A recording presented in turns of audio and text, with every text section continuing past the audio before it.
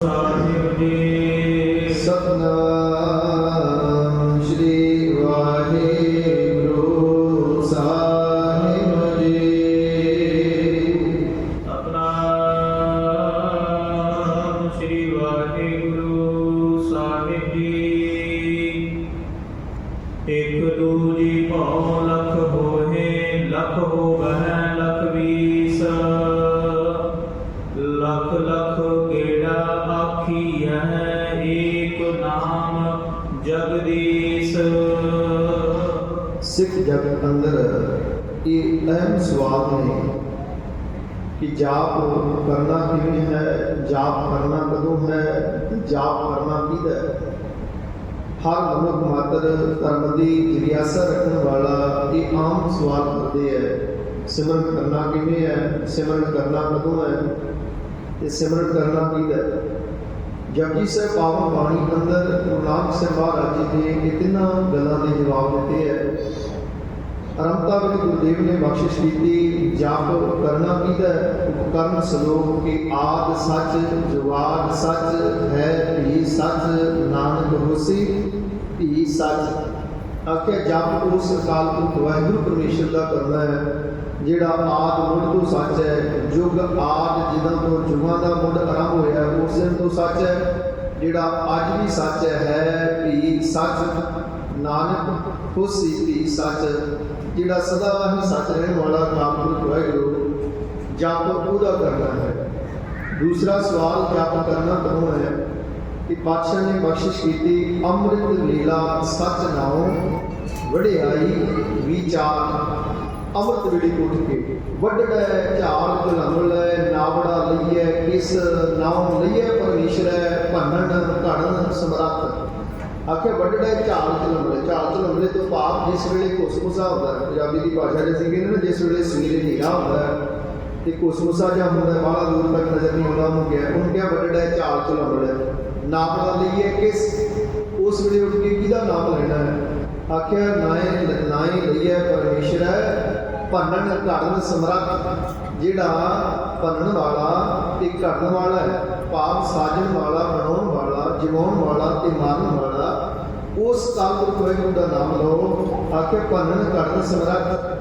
ਫਿਰ ਆਖਿਆ ਹਰ ਹੱਟ ਕੀ ਤੂੰ ਤੂੰ ਕਰੇ, ਬੋਲੇ ਭਲੀ ਬਾਣ, ਸਾਮਿਲ ਸਦਾ ਹਜ਼ੂਰ ਹੈ, ਕਿਆ ਉੱਚੀ ਕਰੇ ਪੁਕਾਰ।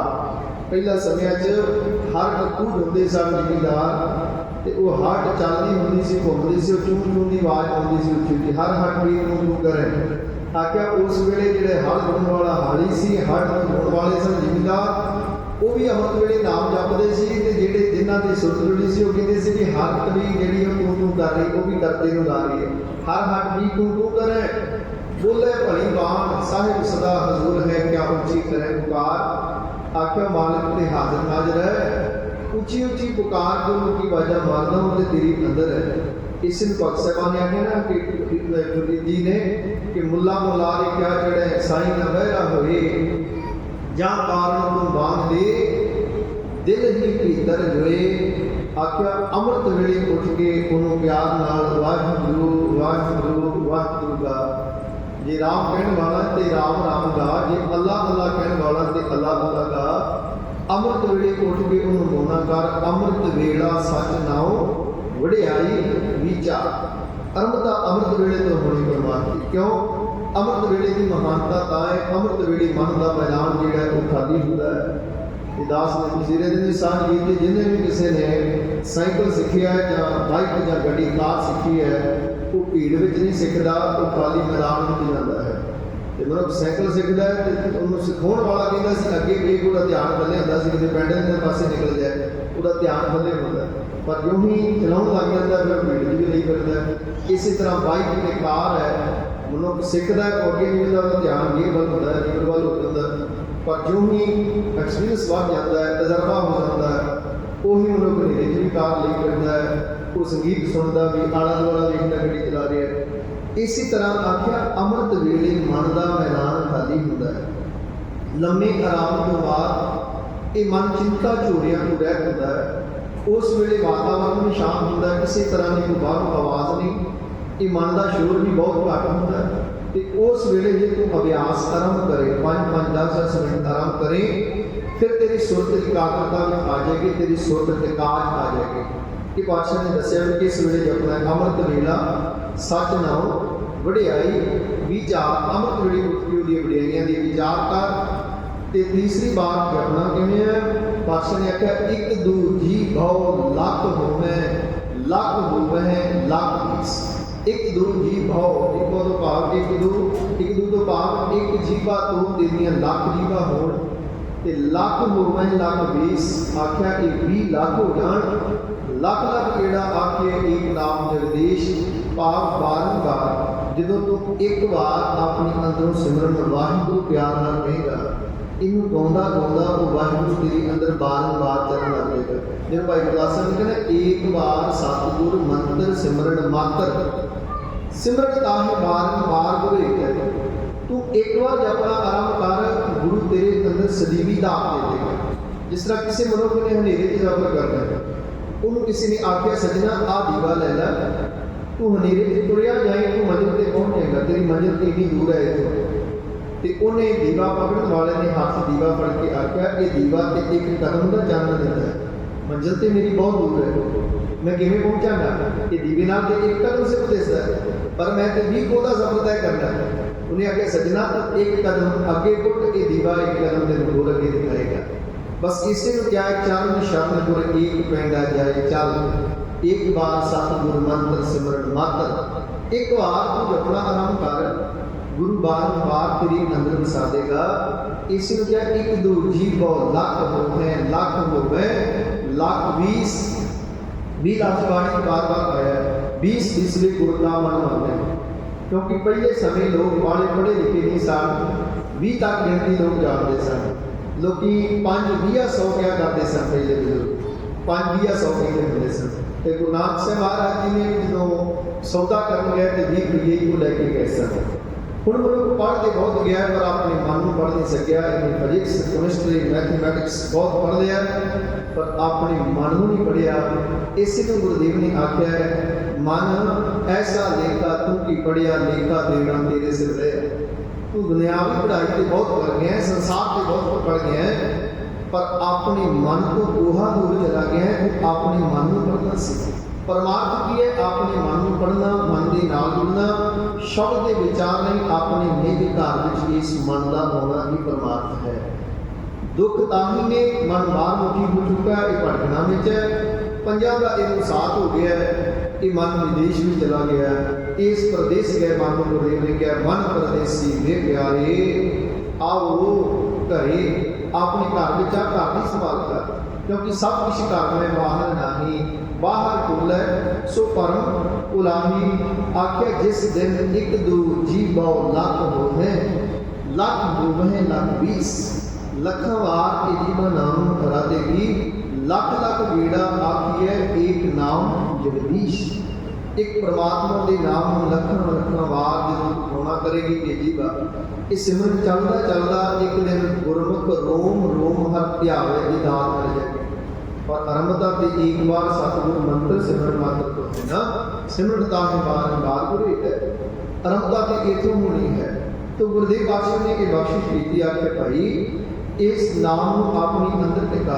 इसका प्रोसैस सतगुरां ने दस्से बाणी च हजूर का वचन उन्होंने तलाक राग अंदर भांडा धोई वैस दूध दी मुर्तो दूध दे पूजावो दूध कर्म गुण सुरत समायन कोई निराश जमावो।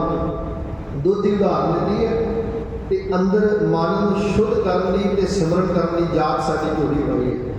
आख्या दुध लैन जाने पहला भांडा धोने हैं, धोने तो बाद सियाणियां सुआणियां धुगे रखदियां भांडे नूं सुकाउंदियां ने तो दूध दे को जाओ फिर दुध लैन जाते। फिर आख्या दूध कर्म फुन सुरत समाए न होए निराश मारो। दुध नूं घटा लाउणा हरेक माई दे वास दी बात नहीं है। सियाणियां बीबियां बजुर्ग जिहड़ा है दुध नूं दही निभा सकदियां है, उहनूं गर्म करना फिर ठंडा रखीदा है। जो थोड़ा जहा निगाह जहा होता फिर उन्होंने जाग लगती है, उस तो बाद उन्होंने कपड़े च निगाह करके संभाल के रखा जाता है। फिर उन्होंने घट्टो घट्ट टिका चाहिए 5-7 घंटे, उस तो बाद वो दुध दही च तब्दील होता है, ताप का दही बनता है। जिन्हों नहीं बोध वो ज़्यादा खट्टा ला दे देता भी खराब हो जाता, दही जमदा ही नहीं, पानी बन जाता। तो आख्या इसी तरह दूध कर्म दुध वर्गे तेरे जिन्ने कर्म हो फुन सुरत सवाए प्रभु चरणा में सुरत जोड़ना ये जाग है। कोई निराश दिमाग संसार वालों निराश होना, जिस तरह जाग ला के दुध रखता है टिका, इसी तरह संसार वालों निराश होकर थोड़ा टिका है। जब होता है एक नामा अवर निराफल कामा रहाओ, अगे फिर आखे ये मन ईटी हाथ करो फुन नेत्रो नींद न आवे। वो दुध का दही बन गया, इतने मंजिल प्राप्त नहीं हुई। उस तो बाद दही को पहले समय पीपियां मधानी नाल रिड़कदियां सन, लकड़ दी मधानियां होंदियां सन, उन्होंने दूध रस्सी पाई जाती तो रस्सी च दो गिटियां होंदियां सी लकड़ दी, उन्होंने ईटी क्या पातशाह ने ये मन ईटी हाथ करो फुन नेत्रा नींद न आवे। उन्होंने नेत्रा क्या उस रस्सी को जिहड़ा नेत्रा पाया जाता मधानी माइया सामने चाटी च जिहड़ा दही हुंदा सी विच मधानी पा के आप पीढ़ी ते बह जांदियां सन, दोनों पैर ला के बराबर उन्होंने ईटी को खिंचदियां सन, ताकत के नाल हिम्मत के नाल। आलस नाल नहीं जब लड़किया जाना, वो बदला लड़किया जाता। आख्या इसी तरह मन दियां ईटियां काबू कर, ये मन ईटी हाथ करो उन नेत्राओ नींद न आवे, तेनों आलस की नींद न आवे। रसना नाम जपो तब मतियै। इस प्रकार जो सावधान होकर सावधान एकाग्र जी प्रभ की उस्तत करो सतमी, जो सावधानता के नाल जो तू फिर अंदर सिमरन करेगा, ये मन ईटी हाथ करो तुम नेत्रों नींद नाम रसना नाम जपो तब मतियै। फिर वो माता की करती सी गिटियां खिंचती है, दोवें पासे जानी जाती, दोवें पासे का गेड़ा होंदा है। फिर वो जो मथन होंदा है जिहड़ा तत मक्खन तर के बाहर आ जाता है। इसी तरह पातशाह ने कहा अमृत वेली उठ के रसना नाम जपो तब मथियै, इन वेद अमृत पाओ, इस तरीके तेनों अमृत प्राप्त होना है। अमृत तेरे अंदर है, पर तेन जपना पड़ेगा अमृत वेले उठ के। जो ही जपना करेगा फिर तेरी अंदरों की अमृत जिहड़ा है वो प्रगट हो जाएगा। 9 दिन अमृत प्रभु का नाम देही में, इसका विश्राम है ते अंदर है। और कहते अंतर कूटा अमृत भरिया शब्द काट की है, पनिहारी अंदर कू भरिया है, पर पनिहारी बन के शब्द राही करना पड़ेगा। तो सतगुरु पातशाह दस रहे कि एक दो जीवा लख हो हैं, आख्या एक जीवा तो लख हो जान, लख हो लख 20 ये 20 लाख हो जान, लख लख गेड़ा आखिए एक नाम जगदीश। अमृत वेले उठ के उस परमात्मा के नाम को लखों वाली रसना के नाल गाना करो जे। एक राह पत पवड़िया चढ़िए होए कीस। फिर पातशाह ने आख्या एक राह पत पवड़िया चढ़िए होए अकीस। आख्या एक पति के रस्ते में ਜਿਹੜੀਆਂ पौड़ियां ने ना, जिन्हां उत्ते चढ़ के तू परमेश्वर अकाल पुरख वाहिगुरू नाल एकमिक होना है। एक राह पत पौड़ियां थोड़े द्वार ते पौड़ियां, आख्या परमेश्वर को मिलदियां ये पौड़ियां ने। चढ़िए होए अकीस, इत्थे तू इकल्ला होके पाप दीवाना ने ये भी अर्थ कीते ने कि इकल्ला होके चढ़ना पैंदा। पाप साधु को मिलने जाइए साध न लीजिए कोई, पाछ पाँव न लीजिए आगे हुए सो होए। पाप इत्थे संसार की आशा तृष्णा दुख विकार सारा कुछ छड़ के जिस दिन ये मन शब्द में भेज के उन्होंने गाएगा, फिर ये गाँदा गाँदा तो ये रब के राह दियां पौड़ियां तो चढ़ेगा। एक राह पत पौड़ियां चढ़िए हुए अकीस। पातशाह कहते जिन्होंने उत्ते चढ़ के एक अकाल पुरख वाहिगुरू परमेश्वर को मिल सकीदा है जी।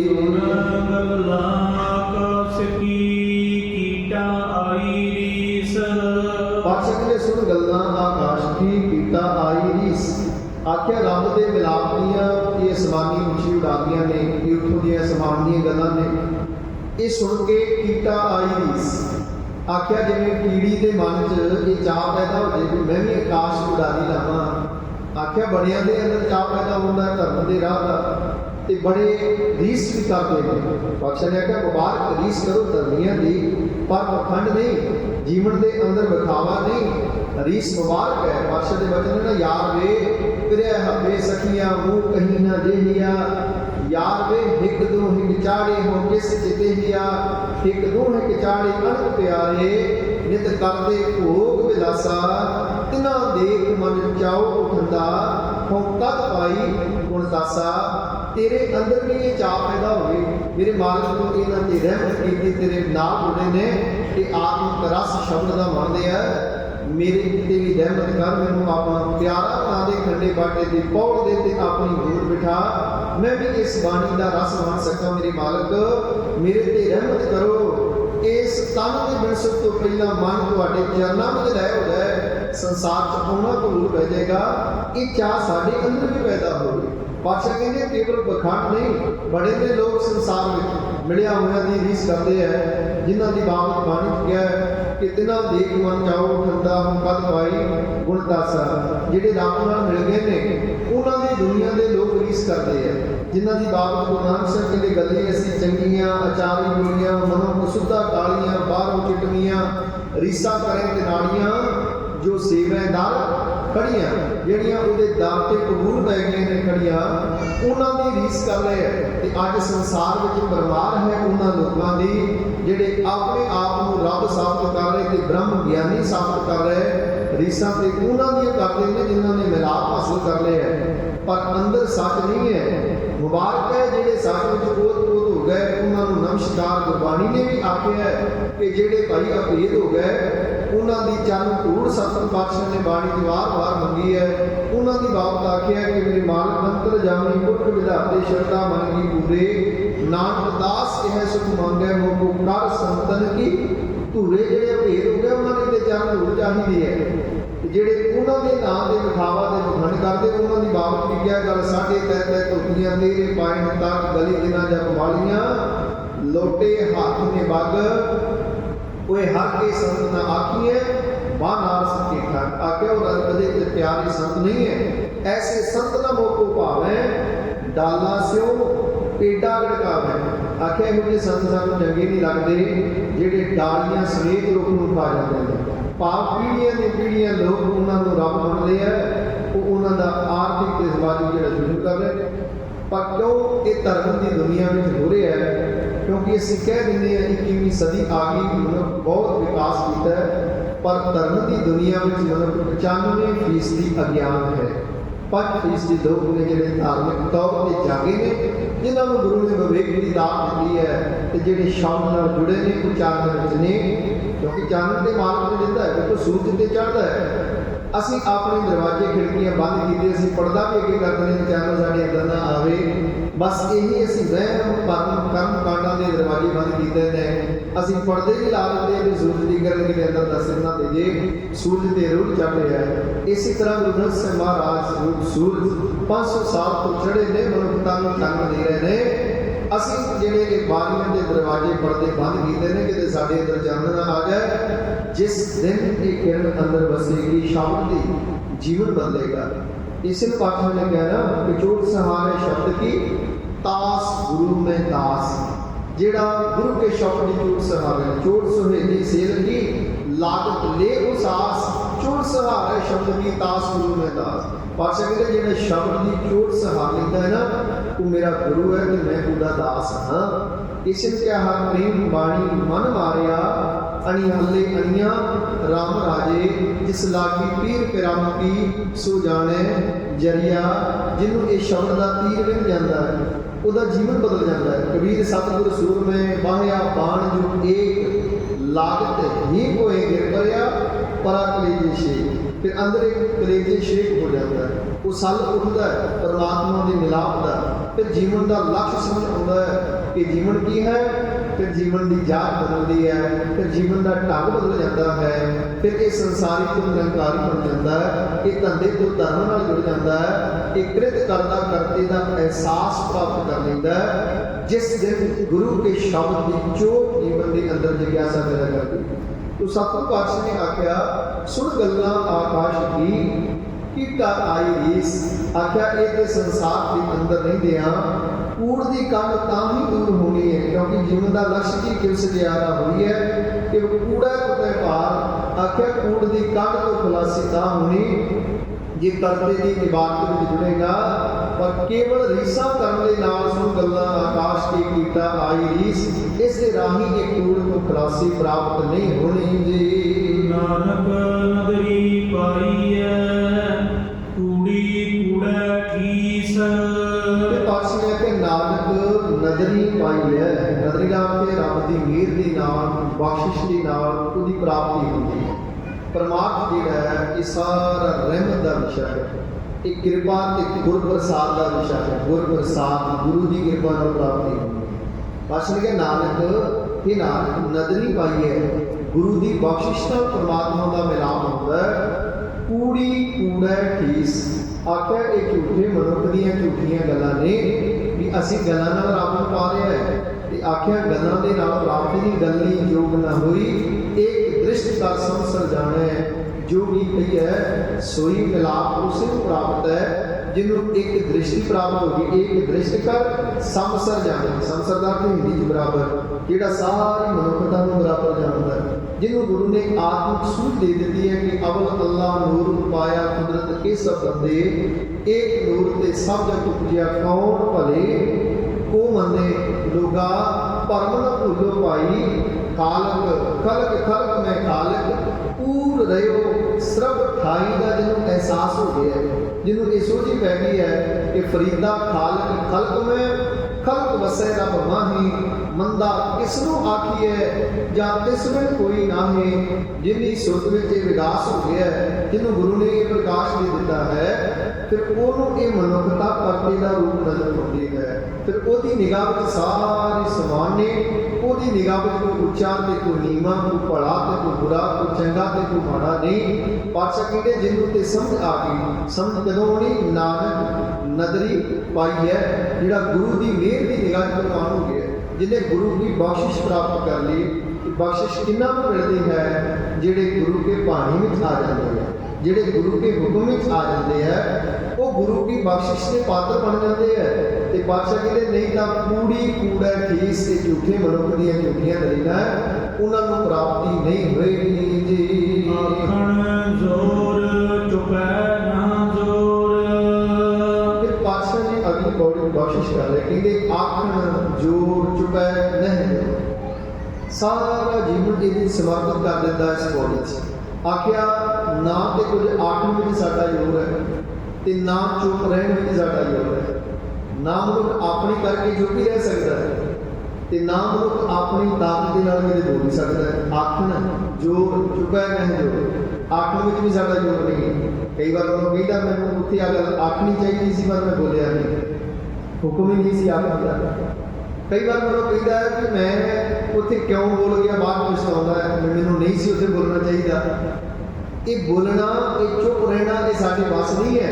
ਇਹ ਹਰ ਆਪੇ ਹੀ ਮਤ ਦੇਵੇ ਸਵਾਮੀ ਹਰ ਆਪੇ ਬੁਲਾਵੇ ਉਹ ਆਪ ਹੀ ਮਤ ਦਿੰਦਾ ਆਪ ਹੀ ਪਰਮੇਸ਼ਰ ਬੁਲਾਉਂਦਾ। ਤੇ ਕਈ ਵਾਰ ਅਸੀਂ ਹੈਰਾਨ ਹੋ ਜਾਂਦੇ ਹਾਂ ਵੀ ਮੇਰੇ ਮੂੰਹ ਉੱਥੇ ਆਪ ਬੋਲ ਨਿਕਲ ਗਏ ਮਨੁੱਖ ਨੂੰ ਆਪ ਭਰਾ ਨਹੀਂ ਹੁੰਦੀ ਵੀ ਮੈਂ ਇਹ ਬੋਲ ਕਿਵੇਂ ਆ ਗਿਆ। ਉਸ ਵੇਲੇ ਜ਼ਰੂਰਤ ਸੀ ਪਰਮੇਸ਼ਰ ਬੁਲਾ ਰਿਹਾ ਸੀ ਕਿਸੇ ਦਾ ਭਲਾ ਸੀ ਪਰਮੇਸ਼ਰ ਨੇ ਬੋਲ ਕਢਾ ਦਿੱਤੇ ਜੇ ਨਹੀਂ ਬੁਲਾਉਣਾ ਚਾਹੁੰਦਾ ਉਹਦੇ ਚੁੱਪ ਰੱਖ ਲੈਂਦਾ ਤੇ ਮਨੁੱਖ ਕਹਿੰਦਾ ਮੈਨੂੰ ਉਹਦੇ ਬੋਲਣਾ ਚਾਹੀਦਾ ਸੀ ਪਰ ਮੈਂ ਬੋਲਿਆ ਬੋਲ ਨਹੀਂ ਸਕਿਆ ਕਿਉਂ।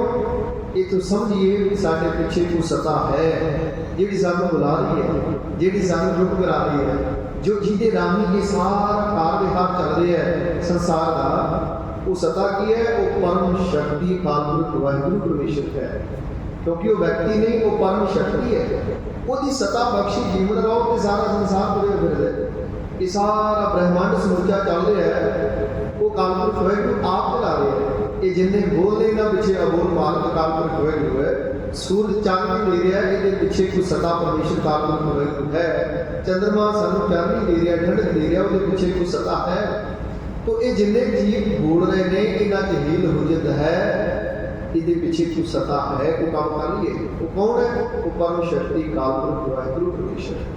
ਅੱਜ ਇਸੇ ਨੂੰ ਨਾਮ ਸਕਦੇ ਹੈ ਕਿ ਆਖਣ ਜੋਰ ਚੁੱਪੈ ਨਹੀਂ ਆਖਿਆ ਨਾ ਕੁਝ ਆਖਣ ਵਿੱਚ ਸਾਡਾ ਯੋਗ ਹੈ ਤੇ ਨਾ ਚੁੱਪ ਰਹਿਣ ਵਿੱਚ ਵੀ ਸਾਡਾ ਯੋਗ ਹੈ। ਨਾ ਅਸੀਂ ਆਪਣੀ ਮਰਜ਼ੀ ਨਾਲ ਚੁੱਪ ਰਹਿ ਸਕਦੇ ਹਾਂ ਨਾ ਅਸੀਂ ਆਪਣੀ ਮਰਜ਼ੀ ਨਾਲ ਬੋਲ ਸਕਦੇ ਹਾਂ। ਜਿੱਥੇ ਬੋਲ ਪਰਵਾਹ ਨੂੰ ਬੁਲਾ ਦਿੰਦਾ ਜਿੱਥੇ ਚੁੱਪ ਰਹਿਣਾ ਉੱਥੇ ਕੋਈ ਗੱਲ ਹੀ ਨਹੀਂ ਆਉਂਦੀ। ਕਈ ਵਾਰ ਮੈਨੂੰ ਕਹਿੰਦਾ ਵੀ ਮੈਂ ਬੋਲਣਾ ਚਾਹ ਰਿਹਾ ਪਰ ਉਹਨੂੰ ਸਮਝ ਨਹੀਂ ਮਿਲਦਾ ਜਾਂ ਉਹਦੇ ਅੰਦਰ ਵਿਚਾਰ ਹੀ ਨਹੀਂ ਪੈਦਾ ਹੁੰਦੇ ਉਸ ਵੇਲੇ ਬੋਲਣ ਦੇ। ਉਹ ਪਾਤਸ਼ਾਹ ਕਿਹਾ ਇਹ ਦੋਨੋਂ ਚੀਜ਼ਾਂ ਕਾਲਪੁਰਖ ਵਾਹਿਗੁਰੂ ਦੇ ਹੱਥ ਵਿੱਚ ਹੈ। ਨਾ ਤੇ ਆਖਣ ਵਿੱਚ ਸਾਡਾ ਜ਼ੋਰ ਹੈ ਤੇ ਨਾ ਚੁੱਪ ਰਹਿਣ ਵਿੱਚ ਸਾਡੀ ਸਮਰੱਥਾ ਹੈ ਜੀ। ਜ਼ੋਰ ਨਾ ਮੰਗਣ ਦੇਣ ਨਾ ਜ਼ੋਰ। ਪਾਤਸ਼ਾਹ ਨੇ ਕਿਹਾ ਜ਼ੋਰ ਨਾ ਮੰਗਣ ਵਿੱਚ ਵੀ ਸਾਡਾ ਕੋਈ ਜ਼ੋਰ ਨਹੀਂ ਹੈ। ਮੰਗਦਾ ਹਰ ਜੀਵ ਪਰਮੇਸ਼ਰ ਕਾਲਪੁਰਖ ਵਾਹਿਗੁਰੂ ਤੋਂ ਸਾਰਾ ਸੰਸਾਰ ਮੰਗਦਾ ਹੈ। ਮੰਗਣ ਵਿੱਚ ਸਾਡਾ ਕੋਈ ਜ਼ੋਰ ਨਹੀਂ ਹੈ। ਜੋ ਮਾਲਕ ਨੂੰ ਭਾਉਂਦਾ ਪਰਮੇਸ਼ਰ ਉਹੀ ਦੇ ਰਿਹਾ। ਅਸੀਂ ਤੇ ਬਹੁਤ ਕੁਝ ਮੰਗਦੇ ਹਾਂ ਮੰਗਣ ਵਿੱਚ ਵੀ ਸਾਡਾ ਜ਼ੋਰ ਨਹੀਂ। ਮਨੁੱਖ ਤੇ ਚਾਹੁੰਦਾ ਮੈਂ ਦਿਨ ਚੜ੍ਹੇ ਤੇ ਮੈਂ ਅਮੀਰ ਹੋ ਜਾ ਜਿਹੜੇ ਮੇਰੇ ਕੋਲ ਆ ਕੁਝ ਆ ਜਾਏ, ਮੇਰੇ ਕੋਲ ਸਾਰੀਆਂ ਤਾਕਤਾਂ ਦਿੱਤੀਆਂ ਸਿੱਧੀਆਂ ਆ ਜਾਣ। ਮਨੁੱਖ ਤੇ ਬਹੁਤ ਕੁਝ ਮੰਗਦਾ ਹੈ, ਪਰ ਪਾਤਸ਼ਾਹ ਨੇ ਕਿਹਾ ਮੰਗਣ ਵਿੱਚ ਵੀ ਇਹਦਾ ਜ਼ੋਰ ਕੋਈ ਨਹੀਂ ਹੈ। ਤਾਂ ਗੁਰੂ ਨਾਨਕ ਸਾਹਿਬ ਮਹਾਰਾਜ ਇਹ ਸਾਨੂੰ ਸਿੱਖਿਆ ਦੇ ਰਹੇ, ਜ਼ੋਰ ਨਾ ਮੰਗਣ। ਅਸੀਂ ਬੇਨਤੀ ਕਰ ਸਕਦੇ ਹਾਂ, ਅਸੀਂ ਅਰਦਾਸ ਕਰ ਸਕਦੇ ਹਾਂ, ਸਾਡਾ ਕੋਈ ਹੋਰ ਥੋੜਾ ਪਰਮਾਤਮਾ ਸਾਨੂੰ ਆ ਚੀਜ਼ ਦੇ ਆ ਚਾਹੀਦੀ ਹੈ, ਉਹਦੇ ਮਾਲਕ ਦੀ ਬਖਸ਼ਿਸ਼ ਹੈ ਨਾ, ਜਦੋਂ ਉੱਠ ਕੇ ਉਹ ਦੇ ਰਿਹਾ ਹੈ। ਆਖਿਰ ਮੰਗਣ ਵਿੱਚ ਵੀ ਸਾਡੀ ਕੋਈ ਆਪਣੀ ਤਾਕਤ ਨਹੀਂ ਹੈ ਕਿ ਧੱਕੇ ਨਾਲ ਲੈ ਸਕੀਏ ਰੱਬ ਤੋਂ। ਜ਼ੋਰ ਨਾ ਮੰਗਣ, ਦੇਣ ਦਾ ਜ਼ੋਰ, ਤੇ ਕਿਸੇ ਨੂੰ ਦੇਣ ਵਿੱਚ ਵੀ ਸਾਡੀ ਤਾਕਤ ਕੋਈ ਨਹੀਂ ਹੈ, ਉਹਦੇ ਵਿੱਚ ਵੀ ਸਾਡਾ ਅਹੰਕਾਰ ਕੋਈ ਨਹੀਂ ਹੈ। ਉਹ ਵੀ ਪਰਮੇਸ਼ਰ ਰਹਿਮਤ ਕਰੇ ਤੇ ਮਨੁੱਖ ਕਿਸੇ ਨੂੰ ਕੁਝ ਦੇ ਸਕਦਾ ਹੈ, ਨਹੀਂ ਤੇ ਦੇਣ ਵਾਲਾ ਸੁਭਾਅ ਵੀ ਮਨੁੱਖ ਦੇ ਵੱਸ ਦੀ ਬਾਤ ਨਹੀਂ ਹੈ। ਮਨੁੱਖ ਦੇ ਮਨ ਕਈ ਵਾਰ ਸੰਕਲਪ ਆਉਂਦਾ ਮੈਂ ਦੇ ਦਿਆਂ, ਪਰ ਮਨ ਕਹਿੰਦਾ ਛੱਡ ਪਰ ਰਹਿਣ ਦੋ, ਫਿਰ ਸਹੀ ਦਸਵੰਧ ਤੋਂ ਮਨ ਮੁੱਕਰ ਜਾਂਦਾ, ਦੂਰ ਨਹੀਂ ਜਾਣਾ, ਕਹਿੰਦਾ ਵੀ ਚਲੋ ਜਿਹੜਾ ਅਗਲੇ ਮਹੀਨੇ ਦੇ ਦਿਆਂਗੇ। ਇਹ ਮਨ ਐਸਾ ਹੈ ਕਿਉਂਕਿ ਰੱਬ ਦੇ ਹੱਥ ਹੈ। ਪਾਤਸ਼ਾਹ ਕਹਿੰਦੇ ਮੰਗਣ ਵਿੱਚ ਵੀ ਸਾਡਾ ਜ਼ੋਰ ਨਹੀਂ ਤੇ ਦੇਣ ਵਿੱਚ ਵੀ ਸਾਡਾ ਜ਼ੋਰ ਨਹੀਂ, ਇਹ ਰੱਬ ਦੀ ਰਹਿਮਤ ਨਾਲ ਸਾਰਾ ਕੁਝ ਚੱਲਦਾ ਹੈ ਜੀ। ਜੋਰ ਨ ਜੀਵਨ ਮਰਨ ਨ ਜੋਰ। ਫਿਰ ਪਾਤਸ਼ਾਹ ਨੇ ਆਖਿਆ ਜ਼ੋਰ ਨਾ ਜੀਵਨ ਮਰਨ ਨਾ ਜ਼ੋਰ। ਆਖਿਆ ਜਿਉਂਦੇ ਰਹਿਣ ਵਿੱਚ ਵੀ ਸਾਡਾ ਜ਼ੋਰ ਕੋਈ ਨਹੀਂ ਤੇ ਮਰਨ ਵਿੱਚ ਵੀ ਸਾਡਾ ਆਪਣਾ ਜ਼ੋਰ ਤੇ ਤਾਕਤ ਕੋਈ ਨਹੀਂ ਹੈ। ਨਾ ਧੱਕੇ ਨਾਲ ਅੱਜ ਤੱਕ ਕੋਈ ਜਿਉਂਦੇ ਰਹਿ ਸਕਿਆ ਆਪਣੇ ਯਤਨਾਂ ਕਰਕੇ। ਦੇਖੋ ਮੌਤ ਤੋਂ ਬਚਣ ਦੇ ਬੜੇ ਯਤਨ ਕੀਤੇ ਗਏ, ਦੇਵਤਿਆਂ ਦੇਵਤਾਂ ਨੇ ਸਮੁੰਦਰ ਰੜਕਿਆ, ਅੰਮ੍ਰਿਤ ਮਿਲ ਜਾਏ ਉਹ ਪੀ ਕੇ ਅਮਰ ਹੋ ਸਕੀਏ, ਵੈਦਾਂ ਨੇ ਪੁਸਤੇ ਬਣਾਏ ਅਸੀਂ ਬਚ ਸਕੀਏ, ਹਰਨਾਕਸ਼ ਨੇ ਤਪ ਕਰਕੇ ਢੁੱਡਾ ਵਰ ਪ੍ਰਾਪਤ ਕੀਤਾ ਮੈਨੂੰ ਮੌਤ ਨਾ ਆਵੇ, ਰਾਮ ਵਰਗਿਆਂ ਨੇ ਕਾਲ ਨੂੰ ਪਾਵੇ ਨਾਲ ਬੰਨਿਆ ਮੈਨੂੰ ਮੌਤ ਨਾ ਆ ਸਕੇ, ਪਰ ਇਹਦੇ ਤੋਂ ਕੋਈ ਬਚ ਨਹੀਂ ਸਕਿਆ। ਪਾਤਸ਼ਾਹ ਕਹਿੰਦੇ ਜ਼ੋਰ ਨਾ ਜੀਵਨ, ਜਿਉਂਦੇ ਰਹਿਣ ਵਿੱਚ ਸਾਡਾ ਜ਼ੋਰ ਕੋਈ ਨਹੀਂ ਹੈ। ਨਾ ਧੱਕੇ ਨਾਲ ਅੱਜ ਤੱਕ ਕੋਈ ਜਿਉਂਦਾ ਰਹਿ ਸਕਿਆ ਤੇ ਨਾ ਕਿਸੇ ਦਿਨ। ਜ਼ੋਰ ਨਾ ਜੀਵਨ, ਜਿਉਂਦੇ ਰਹਿਣ ਵਿੱਚ ਸਾਡਾ ਜ਼ੋਰ ਕੋਈ ਨਹੀਂ। ਮਰਨ ਦਾ ਜ਼ੋਰ ਤੇ ਨਾ ਮੌਤ ਪ੍ਰਾਪਤ ਕਰਨ ਵਿੱਚ ਸਾਡਾ ਜ਼ੋਰ ਹੈ। ਬੜੇ ਨੇ ਯਤਨ ਕਰਦੇ ਆ, ਕੋਈ ਪੋਇਜ਼ਨ ਲੈ ਲੈਂਦਾ ਉਹਨੂੰ ਡਾਕਟਰ ਬਚਾ ਲੈਂਦੇ ਹੈ, ਕੋਈ ਵਗਦੇ ਪਾਣੀ 'ਚ ਦਰਿਆ 'ਚ ਛਾਲ ਮਾਰ ਦਿੰਦਾ, ਲੰਘਦੇ ਰਾਹਗੀਰ ਨੂੰ ਬਾਹਰ ਕੱਢ ਲੈਂਦੇ ਜਾਂ ਪਾਣੀ ਦੀਆਂ ਲਹਿਰਾਂ ਉਹਨੂੰ ਕੱਢ ਕੇ ਬਾਹਰ ਸੁੱਟ ਦਿੰਦੀਆਂ ਨੇ, ਕਿਉਂ ਅਜੇ ਮੌਤ ਨਹੀਂ ਉਹਦਾ ਸਮਾਂ ਨਹੀਂ ਹੈ। ਇੱਕ ਅਦੀਬ ਨੇ ਬੜਾ ਸੁੰਦਰ ਲਿਖਿਆ, ਉਹਨੇ ਕਿਹਾ ਦਰਿਆ ਦੇ ਕਿਨਾਰੇ ਤੇ ਬੈਠੇ ਕੁਝ ਲੋਕ ਵੇਖ ਰਹੇ ਸਨ, ਕੁਝ ਲੋਕ ਵਿੱਚ ਨਹਾ ਰਹੇ ਸਨ। ਅਚਾਨਕ ਤੂਫਾਨ ਆਇਆ, ਜਿਹੜੇ ਤੈਰ ਰਹੇ ਸੀ ਗੋਤੇ ਖਾਣ ਲੱਗ ਪਏ ਤੇ ਕਿਨਾਰੇ ਤੇ ਬੈਠੇ ਲੋਕ ਹੱਸ ਰਹੇ, ਪੁਕਾਰ ਕਰ ਰਹੇ ਸਨ ਬਚਾਓ ਬਚਾਓ, ਕਿ ਹੱਸ ਰਹੇ ਸਨ। ਤੇ ਹੋਇਆ ਕਿ ਤੂਫਾਨ ਆਇਆ, ਲਹਿਰ ਆਈ, ਜਿਹੜਾ ਡੁੱਬ ਰਹੇ ਸੀ ਉਹਨਾਂ ਨੂੰ ਚੁੱਕ ਕੇ ਬਾਹਰ ਰੱਖ ਕੇ ਤੇ ਜਿਹੜੇ ਕਿਨਾਰੇ ਤੇ ਬੈਠੇ ਬਾਹਰ ਕੇ ਲੈ ਗਏ। एक अदीब ने लिखा हंसो ना अहले साहिल अहले तूफान पे, कभी ऐसा भी होता है किनारे डूब जाते हैं, हिफाजत जिस सफीने की उसे मंजूर होती है उसे साहिल में खुद तूफान आकर छोड़ जाते हैं। साहिल कहते किनारे पे, कहते किनारे पे बह के सुनना डुबदे नूं वेख के यतन करो किसी को बचा सकते हो। आख्या जे उन्हें बचाना हो तो डुबदे नूं लहरां कट के बाहर रख दिंदी है, किनारे बैठे नूं आगे ले जाती है। तो कहने तो मुराद पातशाह कहते जोर ना जीवन मरण ना जोर, जिउंदे रहण विच साडा जोर कोई नहीं। अज तक दुनिया ते कोई नहीं रहा, रहण ना पावे सुरना देवा, ऊट सिधारे कर मुन जग सेवा, आज्ञा जो सारे चले गए। ओम अंत ओम ही मिले हैं, इस धरती च खाके सुट हो गए सारे, कोई भी रह नहीं पाया। जिउंदे रहण विच गुरु नानक पातशाह कहते साडा जोर कोई नहीं, मरण का जोर कि मौत को लैण विच भी साडा अपना जोर ताकत नहीं है जी। जोर राज माल मन सोर। ते पातशाह कहते जोर ना राज माल, आख्या राज भाग धन संपत्ति प्राप्त करने में साडा कोई जोर नहीं है। ये दाता मालक दी है, ये वो दात है, दात रखी हाथ अपने जिस भाव है तिस दे। ਇਹਦੀਆਂ ਦਾਤਾਂ ਨੇ ਧਨ ਦੌਲਤ ਪਦਾਰਥ ਜਿਹਦੇ ਤੇ ਰਹਿਮਤ ਕਰਦਾ ਉਹਨੂੰ ਨਿਵਾਜ ਦਿੰਦਾ ਹੈ। ਬੜੇ ਨੇ ਤਰਲੇ ਲੈ ਰਹੇ ਨੇ, ਰੋਟੀ ਦਾ ਸੈਂਸ ਹੈ ਉਹਨਾਂ ਕੋਲ ਨਹੀਂ ਹੈ। ਆਖਿਆ ਇਹ ਧਨ ਦੌਲਤ ਰਾਜ ਭਾਗ ਪ੍ਰਾਪਤ ਕਰਨ 'ਚ ਇਹਦੇ ਵਿੱਚ ਸਾਡਾ ਯੋਗ ਨਹੀਂ ਹੈ। ਹਰ ਮਨੁੱਖ ਚਾਹੁੰਦਾ ਮੈਂ ਰਾਜਾ ਹੋ ਜਾਵਾਂ, ਹਰ ਮਨੁੱਖ ਚਾਹੁੰਦਾ ਮੇਰੇ ਕੋਲ ਸਤਾ ਹੋਵੇ, ਹਰ ਮਨੁੱਖ ਦੀ ਇਹ ਚਾਹਤ ਹੈ ਦੁਨੀਆ ਮੇਰੇ ਨਾਲ ਦੇ। ਪਰ ਪਾਤਸ਼ਾਹ ਕਹਿੰਦੇ ਨਹੀਂ, ਇਹ ਕਾਲਪੁਰਖ ਵਾਹਿਗੁਰੂ ਦੇ ਹੱਥ 'ਚ ਹੈ। 6 ਚੀਜ਼ਾਂ ਕਾਲਪੁਰਖ ਵਾਹਿਗੁਰੂ ਦੇ ਹੱਥ ਵਿੱਚ, ਵੈਸੇ ਤਾਂ ਸਾਰਾ ਕੁਝ ਹੀ ਹੈ। ਇਹ 6 ਚੀਜ਼ਾਂ ਮੁੱਖ ਤੌਰ 'ਤੇ ਅਕਾਲ ਪੁਰਖ ਵਾਹਿਗੁਰੂ ਦੇ ਹੱਥ 'ਚ ਨੇ। ਜਨਮ ਮਰਨ ਲਾਭ ਹਾਨੀ ਜਸ ਅਪਜਸ, ਇਹ 6 ਚੀਜ਼ਾਂ ਮੁੱਖ ਨੇ, ਇਹ ਪਰਮਾਤਮਾ ਦੇ ਹੱਥ 'ਚ ਹੈ। ਉਹਦੀ ਰਹਿਮਤ ਤੋਂ ਬਿਨਾਂ, ਬਖਸ਼ਿਸ਼ ਤੋਂ ਬਿਨਾਂ ਨਹੀਂ ਪ੍ਰਾਪਤ ਹੁੰਦਾ। तो पातशाह कहते रोग जोर न राज माल, आखे राज भाग प्राप्त करना, धन असबाब के प्राप्त कर लेना, ये साडा योग कोई नहीं। ते आख्या मन सूर, ये मन की फूफू हंकार, धन दौलत प्राप्त करके उसका हंकार करना, अकल का हंकार करना, आख्या कि मन का शोर फूफू में भी साडा योग कोई नहीं। ये मालक जिन्हों के हौमे रोग मन को देना, जिन्होंने ये पासे लाता तमाम जिंदगी मैं मेरी करता प्रभु उदा जीवन बसर हो जाता है जी। जोर न सुरती ज्ञान विचार, फिर पातशाह ने आख्या जोर ना सुरती ज्ञान विचार, आख्या सुरत नूं जगाउण विच, आत्मक जाग विच, इहदे विच भी साडा योग कोई नहीं। अपनी यत्न नाल कोई सुरत नूं नहीं जगा सकदा, ये सुरत नहीं जागदी। जोगियां ने यत्न कीते आदि काल तों, कोई पहाड़ां दी कंधरां च चले गया, कोई गंगा दे किनारे चला गया, कोई उल्टा लट के तप करन लगा, कोई अग च धूने ताप के बह गया भी सुरत जाग जाए। आख्या जोरां ना जोर दे नाल नहीं जागदी, जोर ना सुरती, आख्या जोर नाल ये सुरत नहीं जागदी। ज्ञान विचार, आख्या ये ज्ञान की विचार भी जिहड़ी ये ताकत नाल प्राप्त नहीं होंदी, जिहदे ते गुरु बख्शिश करे ज्ञान अंजन गुर दिया, अज्ञान अंधेर विनाश, हर कृपा ते संत भेटिया, नानक मन प्रकाश, जिहदे ते गुरु कृपा करते रहमत करते, उहदी झोली के ज्ञान की किरण होंदा है, उन्होंने फिर आत्मिक ज्ञान होंदा है, वो शब्द की विचार नाल जुड़दा है।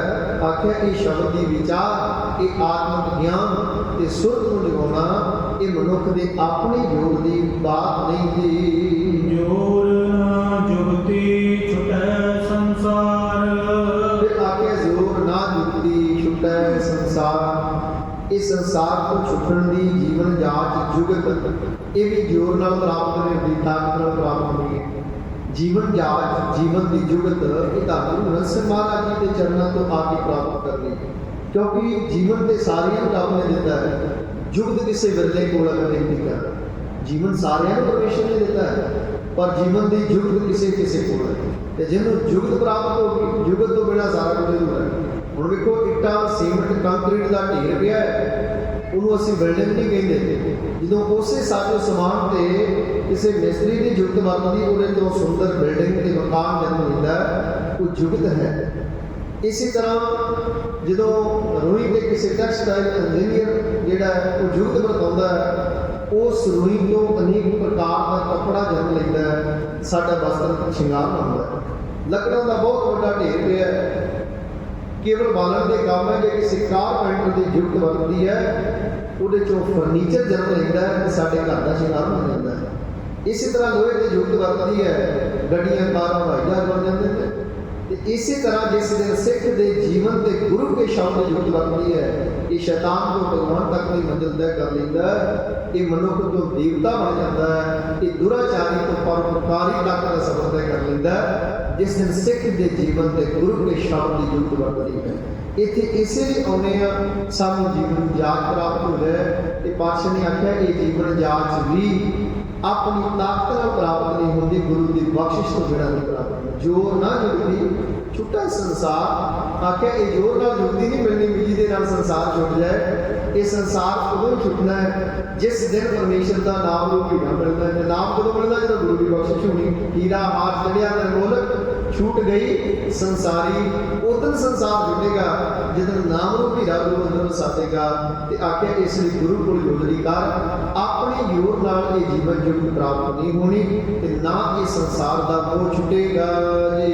जिस हक जोर कर वेखै सोए, फिर पातशाह ने आख्या जिस हाथ जोर कर वेखै सोए, इहदा भाव कि जिस परमात्मा के हाथ विच ताकत समर्था है, कर वेखै सोए, वो आप जीवां नूं पैदा कर रहे, वो आप ही देख रहे संसार में, आप ही जीवां की संभाल कर रहे हैं, आप ही जीवां नूं लय कर रहे, वो आप ही जीवां नूं साज रहे हैं, आप ही जीवां नूं बचा रहे हैं, जन्म दे रहे हैं, मौत दे रहे हैं, पाल रहे हैं, संभाल कर रहे हैं। आखिर मालिक के हाथ में सारा योग, ये सारी कौड़ी का भाव यही है कि आखन जोर चुका ना जोर तो रमदा हुई। पातशाह ने आख्या आखन विच चुप रहन विच साडा योग कोई नहीं, मंगण विच देण विच जोर कोई नहीं, जिउंदे रहन मौत विच साडा योग कोई नहीं। राज माल धन सबाब प्राप्त करना ते मन नूं चुप कराउणा, मन का शोर चुप कराउणा, ये भी साडे वस की बात नहीं है।